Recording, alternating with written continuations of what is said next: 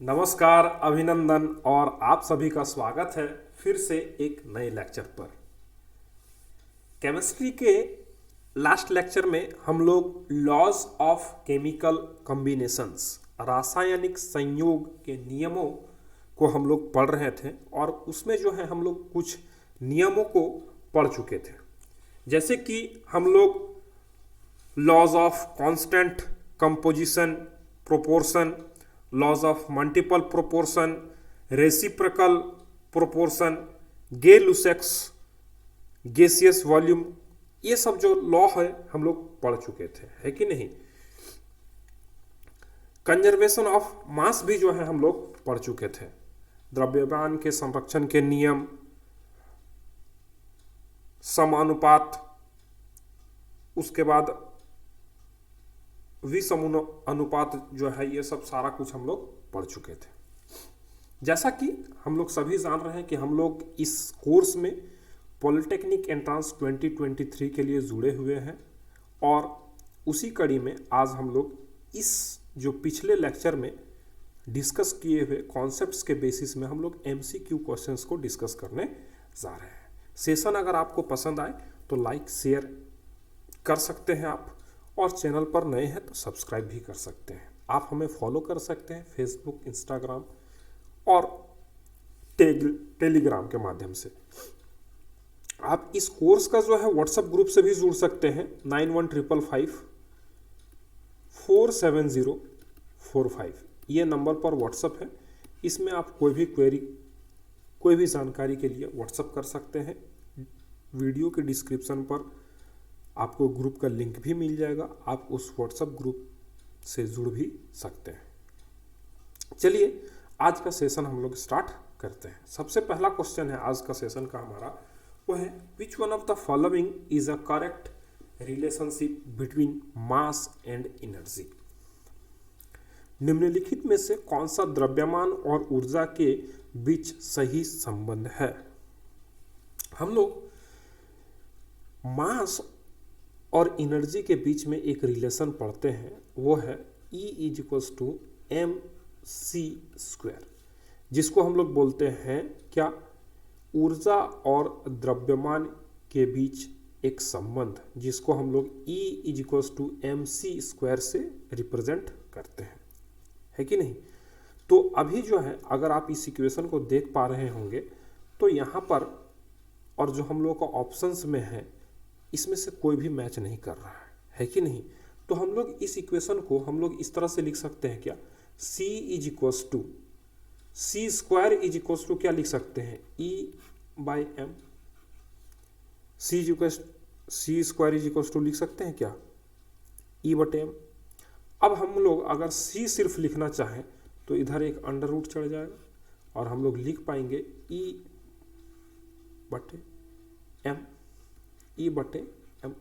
यहाँ लिख पाएंगे C=√E/m। That is option number C हम लोग का सही है कि नहीं। ऑप्शन नंबर सी जो है हमारा यहाँ पर क्या है, वो सही उत्तर है इसका। बढ़ते हैं अगले प्रश्न की ओर। सब समझ में आ गया, ये क्वेश्चन आप सभी को समझ में आ गया ना।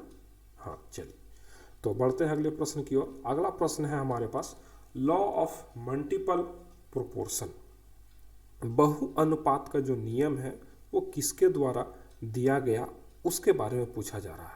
Law of multiple proportion was proposed by, किन साइंटिस्ट के द्वारा जो है लॉ ऑफ मल्टीपल प्रोपोर्शन दिया गया था, बहु अनुपात का नियम दिया गया था, है कि नहीं।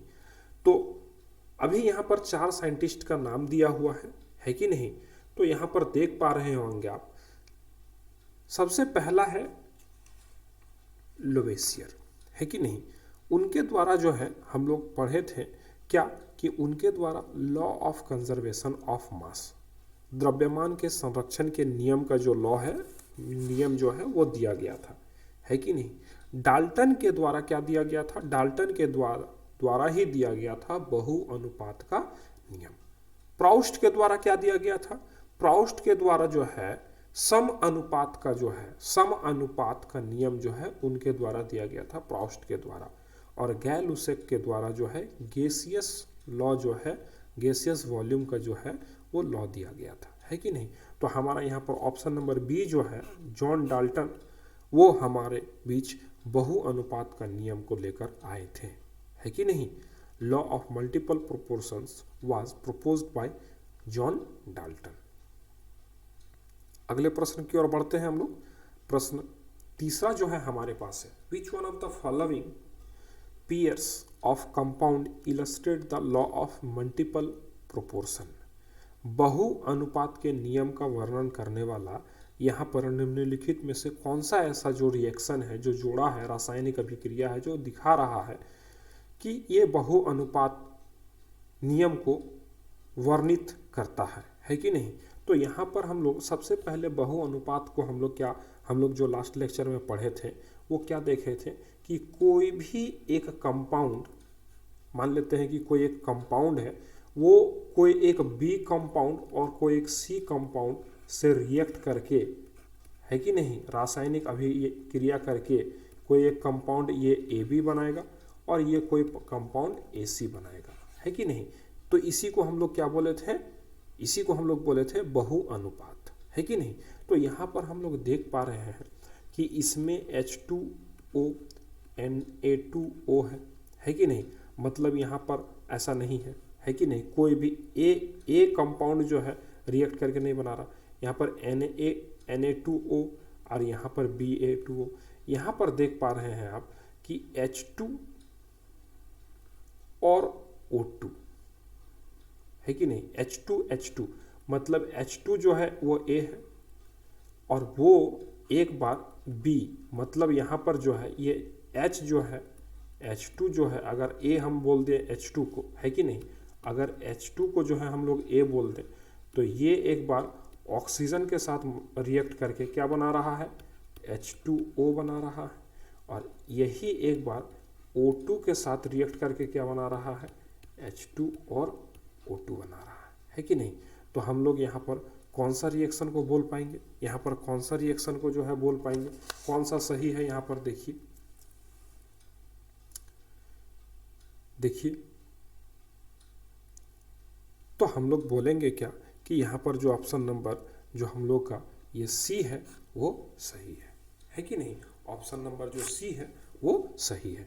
यहाँ पर देख पा रहे हैं कि H2O2 Na2O है कि नहीं, यहाँ पर जो है डिफरेंट कंपाउंड है कि नहीं, यहाँ पर जो है डिफरेंट कंपाउंड है, ठीक है। तो इसीलिए जो है हम लोग इसको नहीं बोलेंगे। यहाँ पर ऑप्शन नंबर जो सी है वो जो है हम लोग का सही है। बढ़ते हैं अगले प्रश्न की ओर। चौथा प्रश्न हमारे पास है, which of the following laws deals with mass of reactants and product during chemical reaction. किसी भी रासायनिक अभिक्रिया के दौरान अभिकारकों और उत्पाद के द्रव्यमान से संबंधित कौन सा नियम है। Law of definite proportion, law of conservation of energy, law of conservation of मास और लॉ ऑफ रेसिप्रोकल प्रोपोर्शन। व्युत्क्रमण का नियम है कि नहीं, डी वाला जो ऑप्शन है व्युत्क्रमण का नियम। उसके बाद जो है लॉ ऑफ कंजर्वेशन ऑफ मास, मतलब द्रव्यमान के संरक्षण के नियम। जो सी वाला ऑप्शन है वो हम लोग को बताता है कि किसी भी एक रासायनिक अभिक्रिया में जो रिएक्टेंट है और जो प्रोडक्ट है, इन दोनों का जो मास है वो क्या होगा, वो इक्वल होगा। ये मास जो है, इसका मास और इसका मास क्या होगा, वो इक्वल होगा, है कि नहीं। रिएक्टेंट मतलब अभिकारक का जो है, अभिकारक रिएक्टेंट को बोलते हैं हम लोग, है कि नहीं। अभिकारक जो है हम लोग रिएक्टेंट को बोलते हैं और उत्पाद जो है हम लोग प्रोडक्ट को बोलते हैं, है कि नहीं। तो रिएक्टेंट और प्रोडक्ट का जो मास है वो बराबर होगा।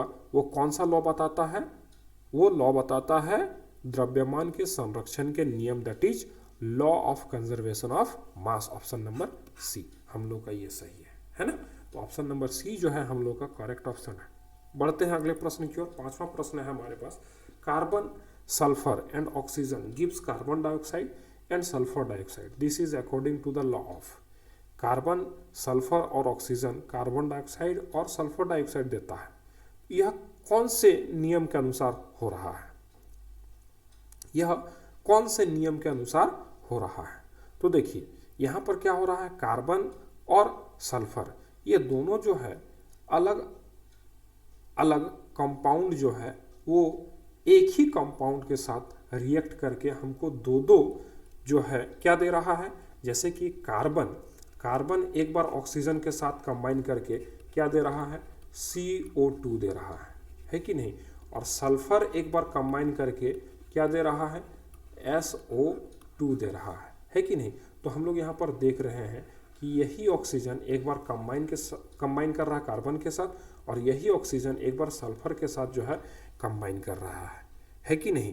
तो इसको हम लोग कौन सा लॉ बोलेंगे, है कि नहीं। तो इसको हम लोग बोलते हैं reciprocal law, that is option number C, व्युत्क्रमण अनुपात, है कि नहीं। व्युत्क्रमण अनुपात का नियम जो है उसी को हम लोग बोलते हैं रेसिप्रोकल प्रोपोर्शन। ठीक है, अगले प्रश्न की ओर बढ़े हम लोग। अगला प्रश्न है हमारे पास जो कि छठा प्रश्न है, वो बोल रहा है in the reaction N2 plus H2, ये जो है हमको NH3 दे रहा है। नाइट्रोजन और हाइड्रोजन जो है रिएक्ट करके अभी रासायनिक अभिक्रिया करके हमको क्या दे रहा है, हमको दे रहा है अमोनिया का जो गैस है NH3, है कि नहीं। तो यहाँ पर हम देख रहे हैं कि 1 मोल जो है वो N2 मिला हमको और यहाँ पर देख रहे हैं कि 3 मोल जो है हमको H2 मिला। तो यहाँ पर हम लोग जो है क्या देख रहे हैं कि ये 2 मोल जो है अमोनिया का जो है हमको गैस दे रहा है कि नहीं। इसका मतलब ये जो है 1:2, 2:2, सॉरी ये 3 है ना, यहाँ पे 3 है, 3:2। तो ये जो रेशियो है, ये जो अनुपात है, ये कौन सा लॉ के द्वारा हम लोग सीखे थे, हम लोग सीखे थे गे-लुसैक्स, है ना, गे-लुसैक्स लॉ, है कि नहीं। गे-लुसैक का जो लॉ है उसी में जो है कंबाइनिंग वॉल्यूम जो है ये होगा। वॉल्यूम, गैसियस वॉल्यूम का जो है हम लोग नियम पढ़े थे गे-लुसैक्स वाला, तो उसी का जो है उसी नियम के तहत ये जो है यहाँ पर बताया जा रहा है, ये है ना। जिन बच्चों को अगर कोई डाउट, कोई परेशानी हो रहा है तो आप इसी चैप्टर का जो है थ्योरेटिकल वाला पार्ट का जो लेक्चर है उसको आप देखिए, वहाँ से आपको सारा चीज़ क्लियर हो जाएगा, है ना। चलिए बढ़ते हैं अगले प्रश्न की ओर। अगला प्रश्न है हमारे पास 7वां प्रश्न, law of conservation of mass is not correct for. Law of conservation of मास किसके लिए करेक्ट नहीं है, तो वो रेडियो एक्टिव चेंज के लिए करेक्ट नहीं है। रेडियो एक्टिव चेंज में क्या होता है, जब हम लोग मास को रिएक्ट मीन्स जैसे कि हम लोग अभी जो है थोड़ी देर पहले देखे थे लॉ ऑफ कंजर्वेशन ऑफ मास में रिएक्टेंट, और इधर हम लोग को क्या मिलता था, प्रोडक्ट मिलता था, है ना। इसको हम लोग क्या बोले, अभिकारक बोले, और इसको हम लोग क्या बोले, उत्पाद बोले, है ना। तो जो हम लोग मास बोले वो क्या है, वो इक्वल बोले हम लोग, है कि नहीं। ये मास जो है वो इक्वल होता है, लेकिन जब एक रेडियो एक्टिव चेंज होता है या रेडियो एक्टिव जो है क्या होता है, रेडियो एक्टिव जब क्या होगा, रासायनिक अभिक्रिया होगा, जब रेडियो एक्टिव एलिमेंट्स जो है आपस में रिएक्ट करेंगे तब क्या होगा, जो रिएक्टेंट में जितना मास हम डालेंगे तो जो हमको प्रोडक्ट में मिलेगा ना, तो प्रोडक्ट में हमको मास और प्लस यहाँ पर हमको एनर्जी भी मिलेगा, है कि नहीं। मतलब यहाँ पर हमको 2 फॉर्म में जो है ये मास दिखेगा, कुछ मास हमको एनर्जी के फॉर्म में भी दिखेगा, है कि नहीं। तो इसीलिए यहाँ पर लॉ ऑफ कंजर्वेशन ऑफ मास जो है वो फॉलो नहीं होता। कहाँ पर, रेडियो एक्टिव चेंज पर, रेडियो एक्टिव रासायनिक अभिक्रिया जो होता है वहाँ पर ये जो है ये फॉलो नहीं होता है, ठीक है। चलिए बढ़ते हैं अगले प्रश्न की ओर। 8वां प्रश्न है हमारे पास, radioactive change follow the law of. Follow the law of क्या, अभी थोड़ी देर पहले हम लोग देखें यहाँ पर क्या कि जैसे ही यहाँ पर हम लोग मास को रिएक्टेंट के तौर पे देंगे तो हम लोग को जो वो मिलेगा वो मास और एनर्जी के फॉर्म में मिलेगा, है कि नहीं। तो यहाँ पर हम लोग उसी चीज़ को अभी देख रहे हैं, रेडियोधर्मी परिवर्तन के कानून पालन करता है। कौन सा कानून का पालन करता है, conservation of mass and energy, है कि नहीं। वहाँ पर हमको क्या मिलेगा, मास और प्लस एनर्जी के फॉर्म में जो है हमको क्या मिलेगा, देखने को मिलेगा, कौन सा, प्रोडक्ट जो है वहाँ पर क्या मिलेगा, प्रोडक्ट वहाँ पर मास प्लस एनर्जी के फॉर्म में हमको देखने को मिलेगा, है कि नहीं, मास और एनर्जी के फॉर्म में देखने को मिलेगा। इसी को हम लोग बोलते हैं conservation of mass and energy. ठीक है, बढ़ते हैं अगले प्रश्न की ओर। अगला प्रश्न है हमारे पास, different proportion of oxygen in the various oxides of nitrogen prove that the law of, nitrogen के विभिन्न ऑक्साइड्स में ऑक्सीजन के भिन्न भिन्न अनुपात जहां पर आ गया तो मल्टीपल प्रोपोर्शन, है कि नहीं। भिन्न अनुपात मतलब बहु अनुपात, है कि नहीं, मल्टीपल प्रोपोर्शन आ गया, बहु अनुपात के नियम जो है उसके तहत काम होगा, है कि नहीं। तो यहाँ पर जो है क्वेश्चन पे ही आंसर छुपा हुआ है। ठीक है, बढ़ते हैं आज अगले प्रश्न की ओर, जो कि आज का सेशन का अंतिम प्रश्न है, 10वां प्रश्न। 2 different oxides of a metal contains 20% and 27% oxygen. देखिए, किसी एक ऑक्साइड में 20% है, दूसरे में 27% है, क्या, ऑक्सीजन O2। एक में 20% है और दूसरे में 27% है कि नहीं। ऑक्सीजन किसी एक में 20% है और दूसरे में 27% है, तो यहाँ पर क्या अलग अलग हो गया कि नहीं, अलग अलग हो गया। तो this is an accordance with the law of, किस लॉ के तहत ये काम हो रहा है, मल्टीपल प्रोपोर्शन।